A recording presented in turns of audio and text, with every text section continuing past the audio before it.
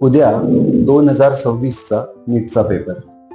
ह्या नीटच्या पेपरला आपण काय काळजी घ्यायची आहे आणि उद्याचा दिवस आपण कसा मॅनेज करायचा आहे त्या संदर्भात काही हलक्या फुलक्या गोष्टी मी तुम्हाला सांगणार आहे. सगळ्यात पहिली गोष्ट म्हणजे उद्याचा दिवस हा खूप शांत मनाने आपल्याला घालवायचा आहे.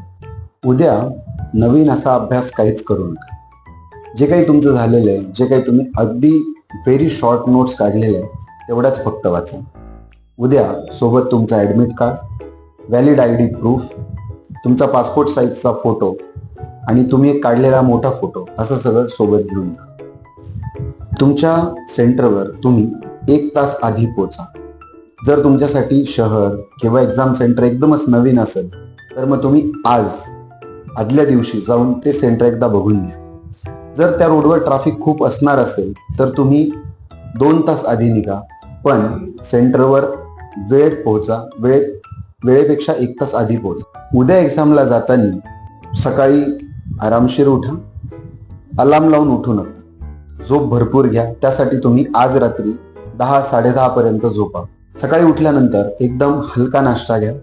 त्याच्यामध्ये शक्यतो उपमा, शिरा ह्या गोष्टी प्रामुख्याने घ्या. ॲसिडिटी होईल असं आंबवलेले पदार्थ, डोसा, इडली किंवा मग पोहे हे घेऊ नका. उद्या ऐन वेळेला खाणं टाळा. म्हणजे तुम्ही 12 वाजता घरातून निघणार आहे तर 11:15, 11:30ला खूप जास्त हेवी डाएट हे टाळा. हलकं जेवण सकाळी 9-9:30 वाजताच करून घ्या.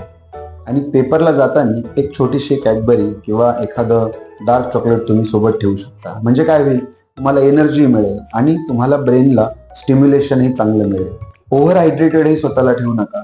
खूप जास्त पाणी पिऊ नका. म्हणजे नेहमी तुम्हाला युरिनला जावं लागेल असं काही करू नका. सेंटरला जाताना साधे आणि सैल कपडे घालून जा.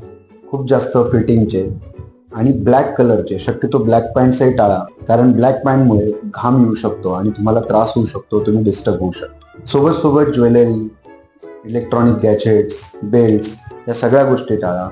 शूज टाळा आणि स्लीपर घालून जा.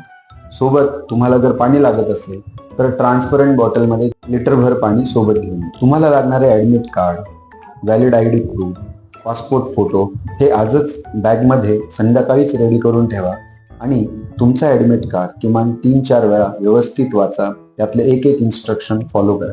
उद्या एक्झाम हॉलमध्ये गेल्यानंतर पेपर बघून पॅनिक होऊ नका. स्वतःचा पेशन्स गमावू नका. जे सोपे प्रश्न आहेत ते आधी सोडवा. 15-20 मिनिटं तुम्हाला सेटल व्हायला लागतील. त्यामुळे गेल्याबरोबर मला हे येतं ते येत नाही असं करू नका. शांततेने पेपर सोडवा. तुम्ही जर 2 वर्ष सातत्याने